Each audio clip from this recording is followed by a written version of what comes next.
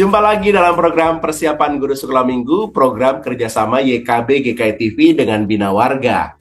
Kita akan membahas bagian firman Tuhan dan menemukan ide-ide penyampaian cerita di tiap kelas. Dalam episode kali ini, kita akan membahas Lukas pasalnya yang pertama, ayat yang kelima sampai dengan 25. Kita mau belajar dari kisah kelahiran Yohanes Pembaptis. Kita mau memperkenalkan adik-adik tentang Tuhan menjawab doa. Kita akan menggali banyak hal nih. Yuk kita awali dengan doa ya. Mari kita berdoa. Kami bersyukur untuk waktu yang Tuhan berikan untuk kami dapat bersama-sama mempersiapkan pelayanan ini. Tuhan tolong kami agar semuanya mudah untuk kami jalani dan memberkati. Dalam Yesus, amin. Kakak Pendeta Santi akan menolong kita untuk menggali firman Tuhan dari Lukas pasal yang pertama ayat 5 sampai dengan 25. Kak Santi, silakan. Terima kasih Kak Pendeta Hendra. Saya membaca Lukas 1 ayat 5 sampai 25. Pada zaman Herodes, Raja Yudea, ada seorang imam yang bernama Zakaria dari rombongan Abia. Istrinya berasal dari keturunan Harun, namanya Elisabet. Keduanya hidup benar di hadapan Allah dan menuruti segala perintah dan ketetapan Tuhan dengan tidak bercela. Namun, mereka tidak mempunyai anak sebab Elisabet mandul dan keduanya telah lanjut umurnya. Pada suatu kali, waktu tiba giliran kelompoknya, Zakaria melakukan tugas sebagai imam di hadapan Tuhan. Sebab, sebagaimana lazimnya, ketika diundi untuk menentukan imam yang bertugas, dialah yang ditunjuk untuk masuk ke dalam bait Tuhan dan membakar dupa. Pada waktu pembakaran dupa, seluruh umat berkumpul di luar dan bersembahyang. Lalu tampaklah kepada Zakaria seorang malaikat Tuhan berdiri di sebelah kanan mezbah pembakaran dupa. Melihat hal itu ia terkejut dan menjadi takut. Namun malaikat itu berkata kepadanya, "Jangan takut hai Zakaria, sebab doamu telah dikabulkan. Elisabet, istrimu, akan melahirkan seorang anak laki-laki bagimu dan kau harus menamai dia Yohanes. Engkau akan bersukacita dan bergembira, bahkan banyak orang akan bersukacita atas kelahirannya itu. Sebab ia akan besar di hadapan Tuhan. Ia tidak akan minum anggur atau minuman keras. Ia akan penuh dengan Roh Kudus sejak dari rahim ibunya. Dan akan membuat banyak orang Israel berbalik kepada Tuhan Allah mereka. Ia akan berjalan mendahului Tuhan dalam roh dan kuasa Elia untuk membuat hati para bapa berbalik kepada anak-anaknya dan hati orang-orang durhaka kepada pikiran orang-orang benar. Dengan demikian ia mempersiapkan suatu umat yang siap sedia bagi Tuhan." Lalu kata Zakaria kepada malaikat itu, "Bagaimanakah aku tahu bahwa hal ini akan terjadi? Sebab aku sudah tua dan istriku sudah lanjut umurnya." Jawab malaikat itu kepadanya, "Akulah Gabriel yang berdiri di hadapan Allah. Aku telah diutus untuk berbicara kepadamu dan menyampaikan kabar baik ini kepadamu. Sesungguhnya engkau akan menjadi bisu dan tidak dapat berkata-kata sampai hari ketika semuanya ini terjadi, karena engkau tidak percaya kepada perkataanku yang akan dipenuhi pada waktunya." Sementara itu umat menanti-nantikan Zakaria. Mereka menjadi heran bahwa ia begitu lama berada dalam bait suci. Ketika ia keluar, ia tidak dapat berkata-kata kepada mereka. Lalu mengertilah mereka bahwa ia telah melihat suatu penglihatan di dalam bait suci. Ia memberi isyarat kepada mereka dan ia tetap bisu. Ketika selesai masa tugasnya, ia pulang ke rumah. Beberapa lama kemudian Elisabet istrinya mengandung, dan selama 5 bulan ia tidak menampakkan diri, katanya. "Inilah yang Tuhan telah perbuat bagiku, dan sekarang ia berkenan menghapuskan aibku di depan orang." Ya, kakak-kakak yang dikasih Tuhan, tema pada persiapan bahan ajar kita episode kali ini adalah belajar dari kisah kelahiran Yohanes Pembaptis. Apa yang mau kita pelajari dari kisah kelahiran Yohanes Pembaptis yang akan juga hendak kita sampaikan pada anak sekolah minggu? Pertama, bahwa ternyata kita disuguhi oleh informasi yang menarik. Kelahiran Yohanes Pembaptis ada dalam satu keturunan, yaitu ada ibu bapaknya Zakaria dan Elisabet. Zakaria adalah seorang imam. Ini menarik ya. Jadi Yohanes Pembaptis itu lahir di tengah keluarga yang punya status yang baik di tengah masyarakat. Zakaria seorang imam, sedangkan Elisabeth itu dari keturunan Harun. Ya, dari keturunan Harun itu ada di ayat 5. Ya. Nah, namun walaupun status mereka di tengah masyarakat itu punya status yang bagus, status yang terpandang, namun ada pergumulan yang dialami oleh keluarga ini. Di satu sisi Alkitab memberikan catatan bahwa mereka adalah keluarga suami istri pasangan yang memang sangat saleh, ya, sangat saleh. Di sisi yang lain, di usia mereka yang sudah tua, mereka belum dikaruniai anak. Patut dicatat ya, kakak-kakak di zaman itu pun mungkin di zaman ini masih di beberapa tempat ya, itu punya value, punya nilai, rasanya sulit membayangkan hidup keluarga itu tanpa ada keturunan ya. Jadi mari kita berempati ya, berempati dengan terlebih lagi di mana Zakaria dan Elisabeth hidup pada zaman itu. Nah, di usia mereka yang sudah tua, mereka belum dikaruniai anak. Nah, menarik saudara-saudara, dituliskan di Alkitab ketika Zakaria melakukan tugas sebagai imam di hadapan Tuhan, sebagaimana lazimnya itu ketika diundi untuk menentukan imam siapa yang bertugas di bait suci, ternyata Zakaria lah ya yang mendapat undian untuk masuk ke dalam bait Tuhan dan membakar dupa. Nah, menarik, di tengah-tengah bait suci di mana Zakaria sedang melakukan tugasnya, tampaklah kepada Zakaria seorang malaikat Tuhan. Ya, seorang malaikat Tuhan berdiri di sebelah kanan mezbah pembakaran dupa, dan Zakaria terkejut ya, dan menjadi takut. Jadi terkejut dan menjadi takut. Bayangkan dia sedang melakukan tugasnya di tengah-tengah bait suci, mungkin dia ada di ruang kudus pada saat itu, dan di saat itu dia melihat malaikat Tuhan. Wah, takut karena bisa saja dia merasa bahwa wah, jangan-jangan itu adalah saat-saat di mana akhir hidupnya. Ya, jadi di tengah-tengah bait kudus, di tengah-tengah bait suci, di tempat kudus dia sedang melakukan tugasnya, datang malaikat Tuhan. Namun Zakaria mengatakan, malaikat itu mengatakan pada Zakaria, jangan takut ya. Jadi pernyataan pertama yang disampaikan oleh malaikat Tuhan pada Zakaria pada saat itu sedang sangat takut ya, karena dia melihat malaikat Tuhan, dan dia menjadi takut. Jangan takut sebab doamu telah dikabulkan. Apa permohonan mereka yang dikabulkan Tuhan? Yaitu kelahiran seorang anak, dan sudah ditentukan namanya dari awal, yaitu namanya adalah Yohanes, Allah yang murah hati artinya ya. Karena itu pada kelahiran Yohanes Pembaptis, mereka akan bersukacita, mereka akan bergembira ya. Sebab ia akan besar di hadapan Tuhan, dan Yohanes Pembaptislah yang nanti akan menjadi perintis jalan ya, perintis jalan dari kehadiran seorang figur tokoh, yaitu Yesus. Dan apa yang terjadi pada saat Zakaria menerima kabar itu, ya Zakaria wajar ya, sebagai manusia dia ragu, apa iya begitu ya, apa mungkin begitu itu terjadi, dan bagaimana ceritanya. Nah, jawab malaikat itu kepadanya, akulah Gabriel yang berdiri di hadapan Allah.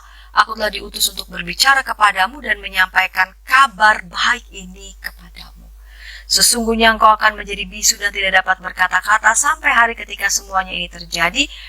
Ya, jadi Zakaria ya dalam beberapa waktu ke depan, ya beberapa bulan ke depan, Zakaria menjadi bisu. Nanti Zakaria dalam bisunya ia akan menyaksikan sendiri sungguh-sungguh Tuhan menyatakan janjinya, perbuatannya, tindakannya di tengah-tengah keluarga ini. Nah, dari sini kakak-kakak kita melihat tujuan di setiap kelas. Batita balita, anak mengetahui kisah kelahiran Yohanes Pembaptis, anak mampu menceritakan kisah kelahiran Yohanes Pembaptis.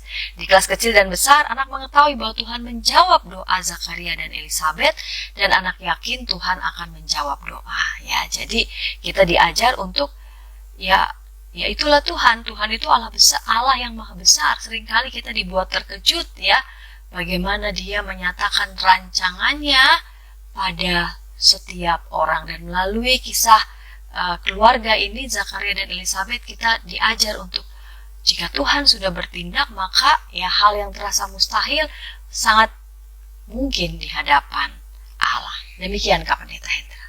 Makasih Pendeta Santi sudah menolong kita untuk menemukan pesan firman Tuhan. Kita akan membahas ide-ide penyampaian cerita di tiap kelas.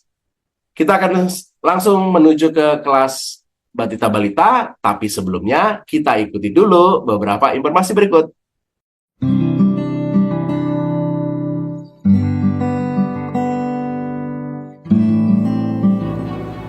Hi folks, this is Daily Spirit for Youth, a daily devotional that helps you grow closer to God and apply His Word to your life. Daily Spirit for Youth dapat Anda saksikan hari Senin sampai Sabtu, pukul 4.30 waktu Indonesia Barat, di channel YKB TV.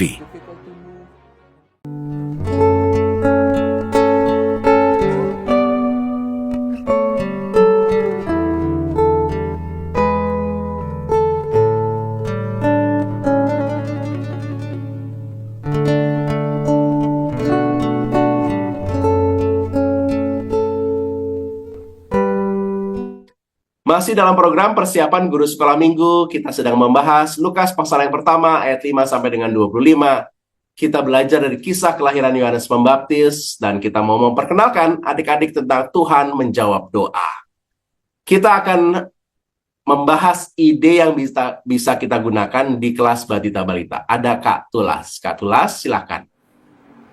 Halo kakak-kakak. Ya, kita saat ini mempersiapkan cerita untuk kelas Batita dan kelas Balita.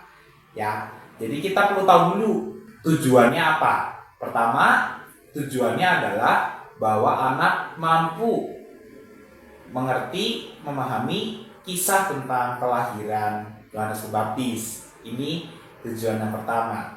Lalu, yang kedua adalah anak mampu menceritakan kisah kelahiran Yohanes Pembaptis.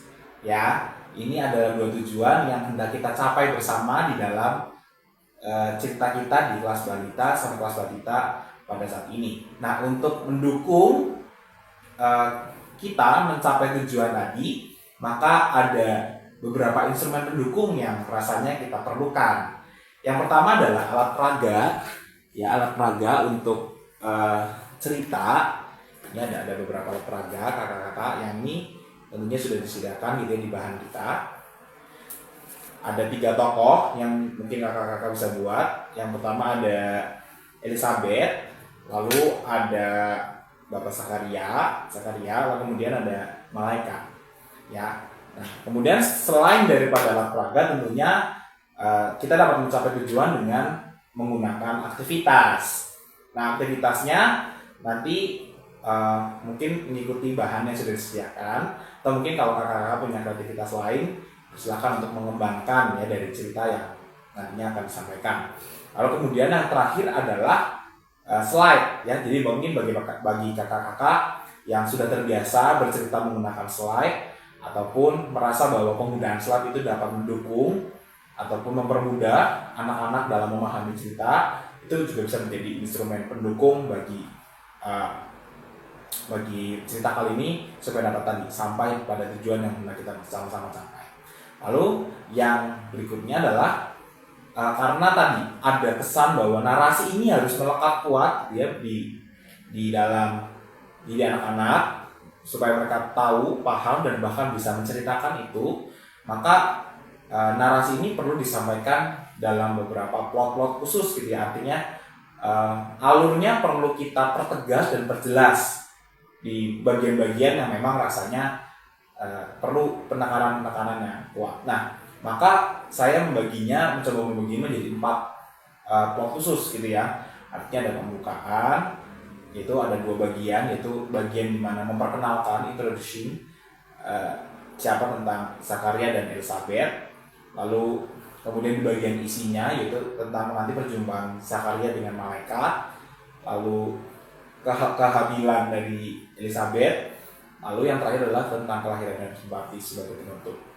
Nah, itu mungkin beberapa plot-plot yang perlu diperhatikan. Nah, untuk penyampaian ceritanya sendiri, kakak-kakak bisa memulainya dengan mengajukan sebuah pertanyaan ya. Pertanyaannya itu tentu dari hal-hal yang disukai oleh anak-anak. Bisa mungkin membawa mainan gitu ya, karena kan sekarang mainan murah-murah gitu ya. Ataupun bisa membawa jajan yang sehat gitu ya, entah coklat yang sehat atau jajan yang sehat. Lalu kemudian kakak-kakak bertanya ke anak-anak, adik-adik siapa yang mau ya, dengan jika misalkan apa jajan apa atau makanan apa yang mungkin akan nantinya setelah selesai cerita dibagikan ya. Tanya siapa yang mau, pasti kan ya itu langsung wah saya mau gitu ya, apalagi anak-anak kecil gitu ya. Nah kemudian setelah itu kakak-kakak ngomong, oke, kakak mau kasih ini buat kalian, tapi kalian harus menunggu sampai ceritanya selesai. Nanti kalau ceritanya udah selesai, kakak akan bagikan ke kalian dan seterusnya. Ya, ini menjadi pembuka karena apa? Memang nanti akan banyak kisah di mana Zakaria kan dan Elizabeth itu menunggu tentang kelahiran seorang anak gitu ya, kehadiran seorang anak di tengah keluarga mereka. Nah kemudian barulah kakak-kakak masuk ya. Mereka mungkin nanti kalau ditanya siapa yang mau nunggu, kalau jawaban pertamanya mungkin mereka langsung mau, oh saya yaudah kak kami mau nunggu dan seterusnya, maka kakak-kakak bisa langsung aja tuh masuk ke ceritanya. Tapi kalau misalkan mereka jawab nggak mau nunggu kelamaan atau udah ada lainnya gitu ya, nah kakak-kakak bisa menyampaikan bahwa tapi kalau di cerita kita hari ini ada loh yang mau menunggu lama untuk mendapatkan sesuatu. Nah barulah kakak-kakak masuk ke ceritanya ya. Jadi kakak bisa menceritakan tentang ada 2 orang suami istri, 2 orang pasangan namanya Bapak Zakaria dan Ibu Elizabeth. Bapak Zakaria dan Ibu Elizabeth itu adalah 2 orang yang hidupnya taat akan Tuhan. Lalu mereka setiap hari berdoa sama Tuhan. Berdoa apa ya? Mereka menunggu, mereka menanti kelahiran seorang anak di tengah-tengah kehidupan keluarga mereka. Mereka pengen banget punya anak, tapi Tuhan gak kasih.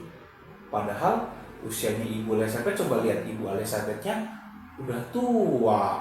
Biasanya kalau orang udah tua tuh gak bisa punya anak gitu. Tapi mereka gak berhenti percaya berdoa sama Tuhan sambil terus menunggu bahwa Tuhan akan menjawab doa mereka. Ya, mereka terus berdoa untuk menunggu nanti kehadiran seorang anak sehingga mereka nanti bisa punya anak. Nah, sampai suatu ketika malaikat Tuhan datang ke Zakaria. Malaikatnya datang terus bilang, jangan takut Zakaria, doamu akan terkabul. Zakaria kaget dong. Masa bisa aku yang udah tua bisa punya anak? Ya, Zakaria kaget. Lalu kemudian nggak percaya, kok bisa dan seterusnya. Nah, karena Zakaria meragukan apa yang disampaikan oleh malaikat, maka malaikat ngomong, ya, bahwa Zakaria nantinya akan nggak bisa bicara. Akan apa adik-adik? Nggak bisa bicara sampai apa? Sampai nanti apa yang disampaikan malaikat bahwa nanti akan lahir seorang anak dari Ibu Elizabeth dan Bapak Zakaria, barulah nanti Bapak Zakaria bisa ngomong lagi. Kira-kira bener nggak ya? Lalu setelah nggak lama kemudian malaikatnya pergi dan Ibu Elizabeth akhirnya mengandung, hamil, dan singkat cerita lalu kemudian Ibu Elizabeth melahirkan seorang anak. Namanya adalah Yohanes Pembaptis. Siapa namanya? Yohanes Pembaptis. Iya. Lalu kemudian Bapak Zakaria bisa kembali berbicara dan mereka akhirnya punya anak setelah menunggu sekian lama, tapi mereka tetap percaya dan berdoa sama Tuhan sampai akhirnya Tuhan kasih apa yang mereka mau, ya. Lalu kemudian setelah menyampaikan cerita ini, kakak-kakak bisa tadi ya, apa yang mungkin dijanjikan di awal tadi, entah jajan, entah apa gitu ya, bisa diberikan. Nah, sambil ngomong dan mengucapkan, nah sama kayak adik-adik yang mau nunggu. Nah, setelah menunggu, adik-adik akan dapat sesuatu ya. Kalau apa? Adik-adik mau terus percaya dan berdoa. Nah, ya, itu mungkin beberapa bagian dari persiapan yang mungkin bisa dilakukan. Lalu kemudian terkait aktivitas, mungkin bisa mengikuti bahan yang sudah ada di buku, atau kemudian kakak-kakak juga bisa mengembangkan dengan kreativitas kakak-kakak masing-masing. Ya mungkin itu yang bisa saya sampaikan. Selamat mempersiapkan pelayanan untuk kelas balita dan balita. Tuhan memberkati kita. Makasih Katula sudah menolong kita untuk menangkap pesan dan ide yang bisa kita gunakan di kelas Batita Balita. Yuk kita akan beranjak ke kelas kecil, tapi sebelumnya mari kita ikuti dulu beberapa informasi berikut. Dari kungkungan malam gelap. Nyanyikanlah nyanyian baru setiap hari Rabu pukul 12 waktu Indonesia Barat. Dapat Anda nikmati di channel Lagu Rohani YKB TV.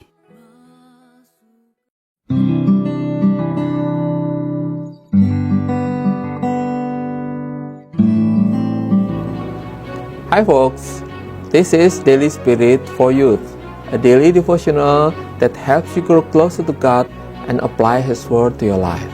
Daily Spirit for Youth dapat Anda saksikan hari Senin sampai Sabtu pukul 4.30 waktu Indonesia Barat di channel YKB TV.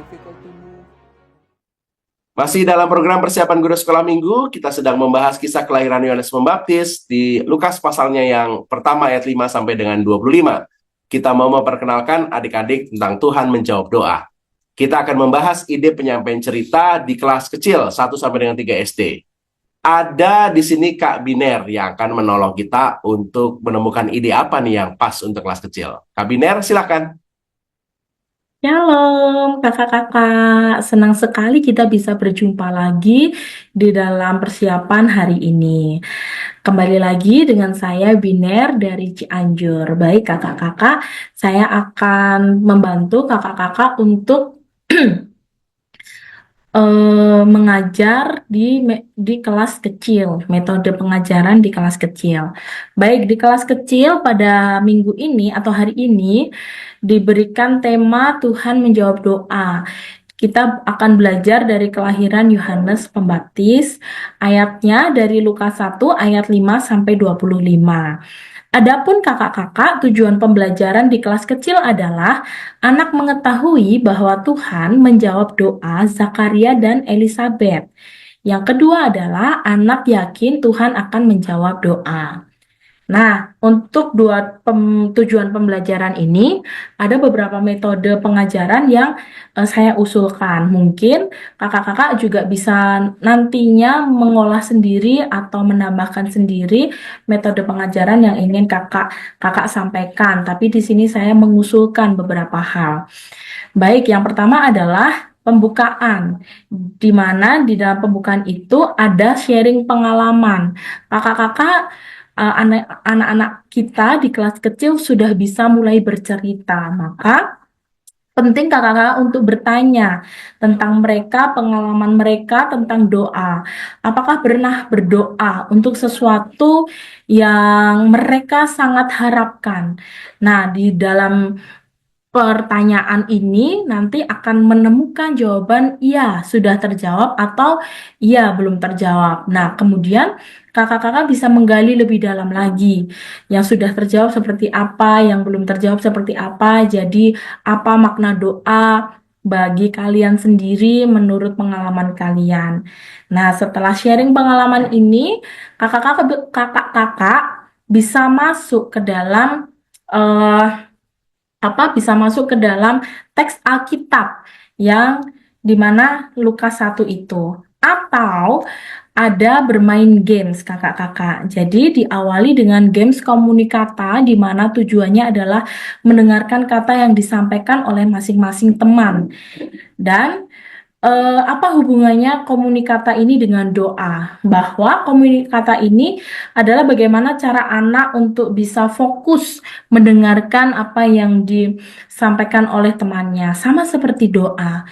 Doa itu juga bagaimana kita mendengar apa yang menjadi jawaban Tuhan, begitupun Tuhan juga akan mendengar apa yang menjadi doa-doa kita, apa yang menjadi seruan kita di dalam kita berdoa, apa yang kita inginkan atau apa yang menjadi permintaan kita di dalam doa itu. Nah, cara bermain komunikata ini kakak-kakak bisa membagi. Kalau seumpamanya satu kelas itu ada banyak, bisa dibagi menjadi beberapa kelompok yang mungkin bisa terdiri dari 5 sampai 8 orang supaya tidak banyak-banyak.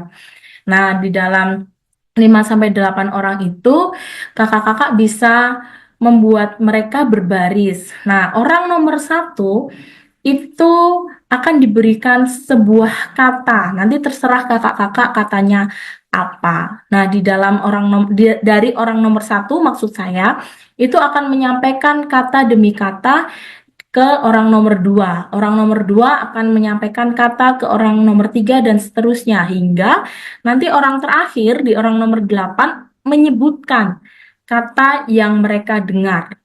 Nah, apakah sama dari orang pertama sampai orang ke-8? Nah, kalau sama, berarti mereka benar-benar mendengarkan apa yang disampaikan oleh masing-masing teman.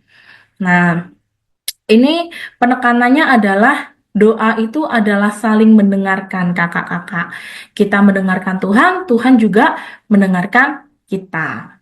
Nah, setelah bermain games atau setelah penyampaian pengalaman-pengalaman adik-adik tentang berdoa itu, kemudian kakak-kakak bisa masuk ke dalam teks Alkitab dari Lukas 1 ayat 5 sampai 25, di mana kakak-kakak bisa memulainya dengan di dalam Alkitab ada loh bagaimana orang yang tekun di dalam berdoa, bagaimana orang yang senantiasa mendengarkan Tuhan, tapi ada juga yang belum mendapatkan jawabannya. Siapa ya kira-kira? Yuk kita buka Lukas 1 ayat 5 sampai 25. Dan kemudian menceritakan tentang si Zakaria dan Elizabeth ini. Nah, dalam membaca teks ini, kakak-kakak bisa meminta adik-adik di kelas kecil satu persatu untuk membacakannya. Karena adik-adik di kelas kecil ini sudah sebagian besar sudah bisa membaca ya kan. Nah, kalau ada yang belum ya sudah nggak apa-apa. Yang bisa membaca aja yang kakak-kakak tunjuk. Atau memperlihatkan video tentang teks Lukas 1 ayat 5 sampai 25 ini. Atau kakak-kakak membaca bergantian dengan adik-adik sekolah minggu. Nah, setelah itu nanti kakak-kakak menceritakan tentang teks Lukas 1 ayat 5 sampai 25 ini secara garis besar bagaimana, lalu makna doanya seperti apa. Dan ditutup dengan ayat emas, yaitu dari Roma 12 ayat 12c, seperti di dalam suluh sekolah minggu. Dan bertekunlah di dalam doa. Setelah itu diakhiri oleh aktivitas. Nah, ini saya mengusulkan 3 aktivitas. Yang pertama, membuat diorama seperti yang ada di dalam suluh alat peraga. Yang kedua, membuat list doa. Dan yang ketiga, mendoakan sesama teman.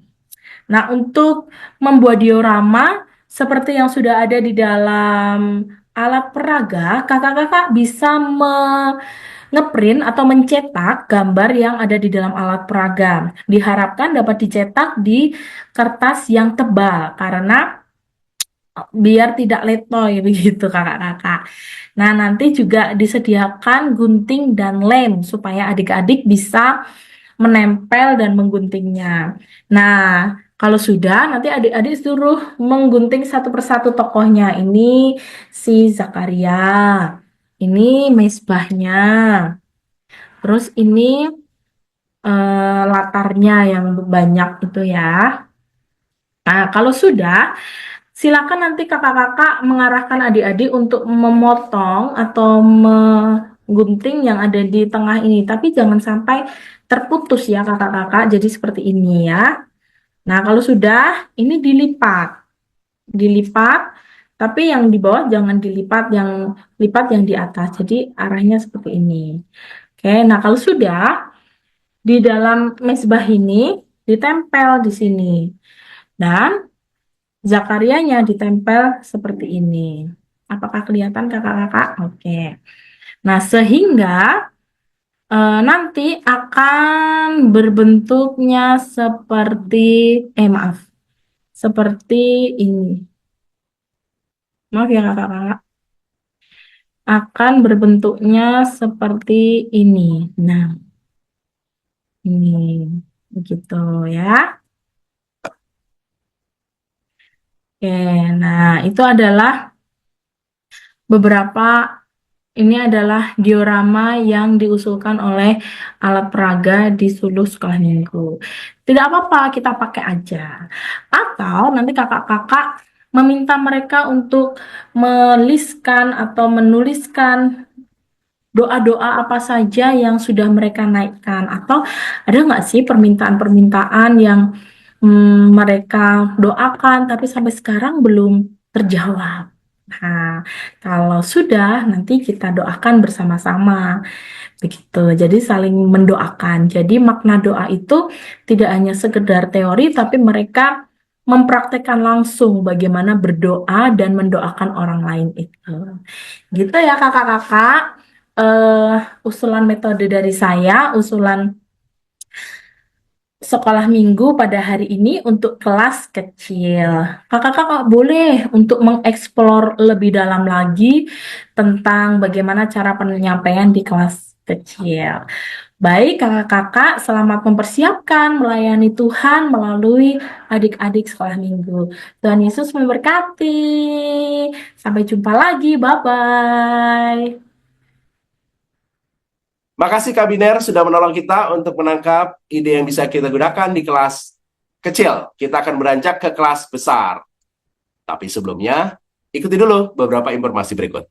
Dari gungkungan malam gelap. Nyanyikanlah nyanyian baru setiap hari Rabu pukul 12 waktu Indonesia Barat. Dapat Anda nikmati di channel Lagu Rohani YKB TV.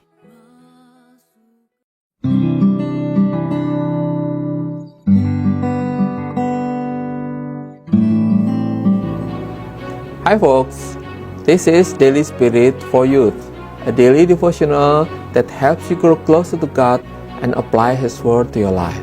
Daily Spirit for Youth dapat Anda saksikan hari Senin sampai Sabtu pukul 4.30 waktu Indonesia Barat di channel YKB TV. Masih dalam program persiapan guru sekolah minggu, kita sedang membahas kisah tentang kelahiran Yohanes Pembaptis di Lukas pasal yang pertama ayat 5 sampai dengan 25. Kita mau memperkenalkan adik-adik tentang Tuhan menjawab doa. Kita mau membahas sekarang ide yang bisa kita gunakan di kelas besar 4-6 SD. Ada Kak Yunike. Kak Nike, silakan. Halo kakak-kakak yang dikasih oleh Tuhan, saat ini kita akan mempersiapkan diri kita untuk mengajar kelas besar dengan tema Tuhan menjawab doa yang diambil dari Lukas 1 ayat 5 sampai 25. Ada dua tujuan pembelajaran pada hari ini, yaitu anak mengetahui bahwa Tuhan menjawab doa Zakaria dan Elizabeth. Dan yang kedua, anak yakin Tuhan akan menjawab doa. Ada beberapa usulan pembukaan cerita yang dapat saya sampaikan. Yang pertama, kita dapat mengajak anak-anak untuk berbagi pengalaman yang terkait dengan doa. Misalnya melalui pertanyaan, apakah teman-teman pernah berdoa untuk mendapatkan sesuatu? Yang kedua, apakah Tuhan segera menjawab doa teman-teman? Dan yang ketiga, bagaimana perasaan teman-teman jika Tuhan tidak kunjung menjawab doa kalian? Lalu setelah anak-anak menjawab dan kita berdiskusi, kita dapat membuat jembatan untuk membahas tema hari ini. Misalnya anak-anak menjawab, oh saya pernah berdoa Kak, tetapi memang saya harus menunggu lama untuk mendapatkan jawaban doa tersebut. Atau oh ada yang saya sedang doakan tetapi doa saya belum terjawab. Lalu misalnya mereka mengatakan saya sedih, saya kecewa, atau mungkin ada yang menjawab biasa saja. Nah nanti guru skala minggu dapat mengantarkan, oke, banyak perasaan kita ketika Tuhan tidak kunjung menjawab doa. Tapi kita akan lihat cerita pada hari ini bagaimana Tuhan kemudian mau menjawab dan mendengarkan doa Zakaria dan Elizabeth. Atau usulan yang lainnya adalah kita dapat berbagi pengalaman tentang menunggu. Jadi tidak langsung dikaitkan dengan doa. Nah, pertanyaannya antara lain, apakah ada yang punya pengalaman menunggu dan apa yang biasa dirasakan ketika menunggu? Terlebih jika harus menunggu dalam waktu yang lama atau sangat lama. Nah, misalnya anak menjawab, oh pengalaman menunggu seperti menunggu pesanan makanan yang datang atau menunggu teman yang datang. Nah, kita gali apa perasaan mereka. Misalnya mereka merasa, oh kesal karena mereka harus menunggu lama. Atau mungkin ada yang merasa cemas, atau juga mungkin ada yang biasa saja. Nah, kita mengajak lagi teman-teman untuk merefleksikan menunggu itu dalam konteks menunggu jawaban doa. Misalnya kita katakan, ya pengalaman menunggu itu tidak hanya ketika kita menunggu datangnya makanan atau menunggu datangnya teman kita, tetapi kita pun perlu menunggu di dalam doa. Kita perlu menunggu ketika kita mendoakan sesuatu.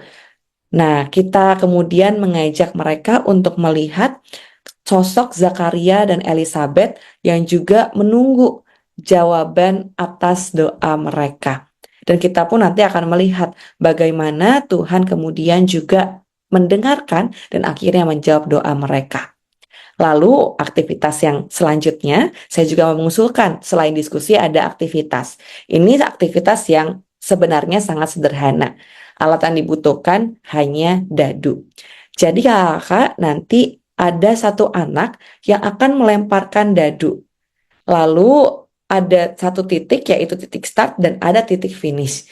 Nah, kakak boleh membaginya lebih jelas menjadi misalnya 5 kotak, 5 ubin, atau 5 langkah di tengah-tengah. Tetapi jika tidak memungkinkan juga tidak apa-apa. Nah, jadi nanti ada satu anak yang akan melemparkan dadu. Lalu kita lihat dadu itu berisi ada 3 instruksi, yaitu tunggu, mundur 1 langkah, dan maju 1 langkah. Dadu kan ada 6 sisi ya kakak ya, maka satu instruksi kita tuliskan di 2 sisi. Nah, jadi ketika anak melempar dadu, misalnya muncul paling atas adalah maju 1 langkah. Berarti anak dapat maju 1 langkah. Nah, diteruskan sampai mereka mencapai garis finish. Nah, tapi ada juga instruksi tunggu. Nah, ketika yang keluar adalah instruksi tunggu, berarti anak tersebut tidak boleh maju. Lalu jika dilempar lagi, oh ternyata harus mundur 1 langkah. Berarti anak tersebut harus mundur 1 langkah.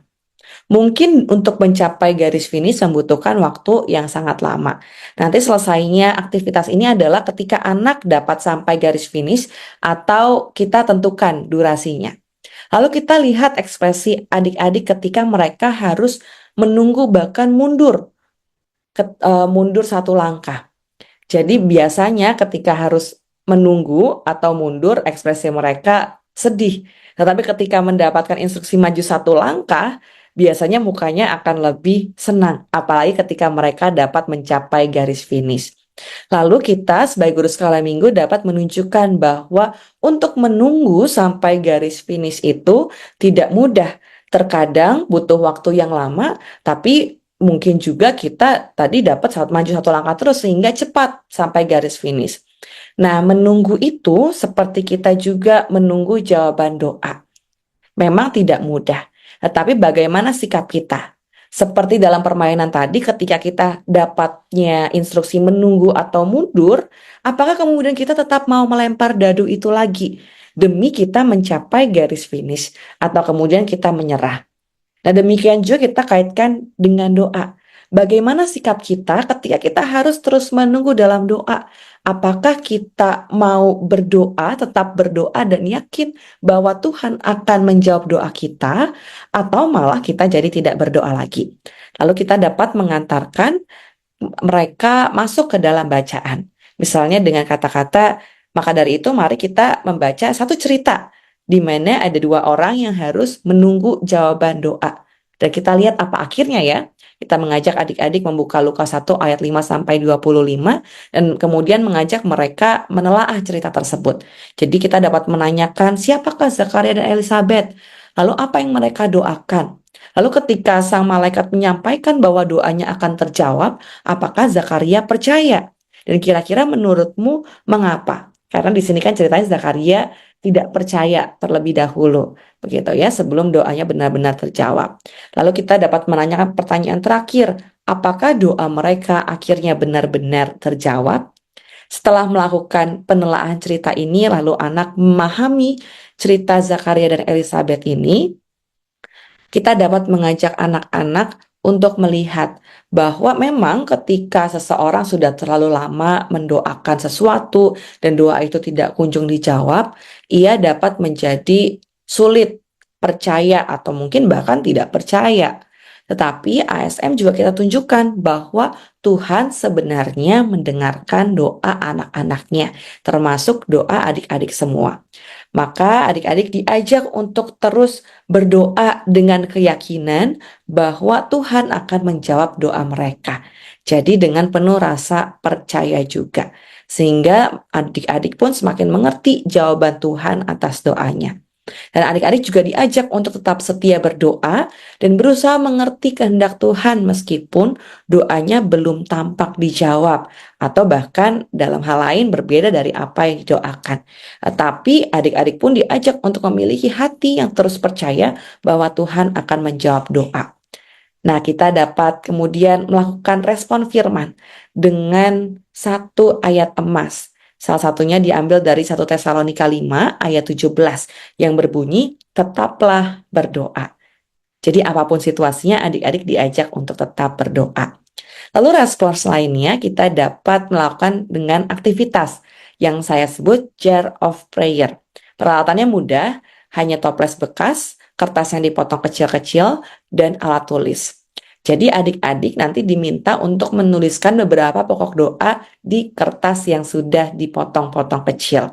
Lalu adik-adik diminta nanti untuk membawa pulang setelah menuliskan banyak pokok doa itu sesuai dengan kertas yang disediakan. Adik-adik nanti menggulung kertas doa tersebut dan menaruhnya di dalam toples. Nanti toples itu akan mereka bawa pulang. Nah, sebelum dibawa pulang, kakak menyampaikan bahwa nanti setiap harinya adik-adik diminta untuk mengambil satu pokok doa setiap harinya untuk didoakan di rumah. Jadi ini berdoa dengan satu pokok doa dengan cara yang kreatif sehingga tidak membosankan. Dan adik-adik belajar untuk tetap setia berdoa. Dan refleksinya adalah bahwa adik-adik belajar untuk setia berdoa serta tetap percaya bahwa Tuhan mendengar dan menjawab doa mereka. Sampai di sini kakak-kakak aktivitas yang dapat saya sampaikan, juga metode-metode yang mungkin dapat kakak-kakak lakukan bersama dengan adik-adik. Semoga metode-metode yang sudah saya sampaikan ini menolong kita untuk bersama-sama mengajar adik-adik. Selamat mempersiapkan diri kakak-kakak semua, Tuhan memberkati. Makasih Kak Nike sudah menolong kita untuk menemukan ide di kelas besar. Demikianlah seluruh pembahasan kita. Silakan kakak-kakak kelola dan sesuaikan dengan konteks adik-adik di mana kakak-kakak melayani. Kita tutup yuk dalam doa. Mari kita berdoa. Kami sungguh bersyukur karena Tuhan boleh menolong kami untuk menemukan pesan firman Tuhan dan ide-ide yang menarik untuk kelas-kelas yang kami layani. Kami bersyukur, diberkatilah setiap kakak-kakak yang akan melayani. Kami bersyukur dalam Yesus. Amin. Sampai jumpa lagi minggu depan. Tuhan Yesus berkati.